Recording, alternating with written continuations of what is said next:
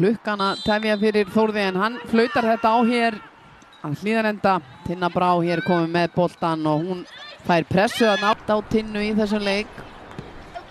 Svo sem svipað með Jessica hinum megin en Fanndís komin hér á stað. Agnes á mótinni. Fanndís hér sendir boltan inn á teiginn og þarna er Ragnheiður. Hér Þór Káa að sækja, Margrét Árnadóttir að komast í færi. Hvað gerir Margrét? Skot hér, Natasja fórnaði sér fyrir þetta.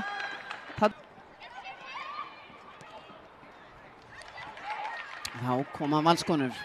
Fanndís Friðriksdóttir hér með boltan, lítur upp og sendir hann hér inn á teginn. Fer í varnarmann, vilja fá víti og kvarta hér. Eða hendi fyrir utan, já það er vítaspyrna, sýnist það eða hvað?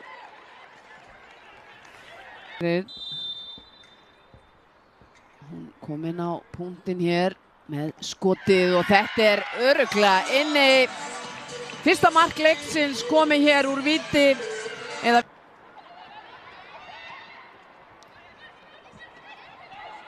hér stungu sending inn fyrir og þarna brást eitthvað í vörn Þór Káa. Það hefur gerst hér áður og hér Fanndís með sendinguna fyrir Jasmín Erla og fer síðan í Kolfinnu Eik og það er mark. Við höfum séð þetta áður í leiknum að það er ekki alveg samstíðan í öftustu línu. Nes með langan bolta. Þetta las Lilli Rut vel. Ragnheiður komin hér á ferðina. Stingur hér inn á Jordan Rhodes sem er komin hér inn á vítateginn. Leggur hann á Fanndísi. Fanndís. Fanndís. Og Fanndís með skot hér.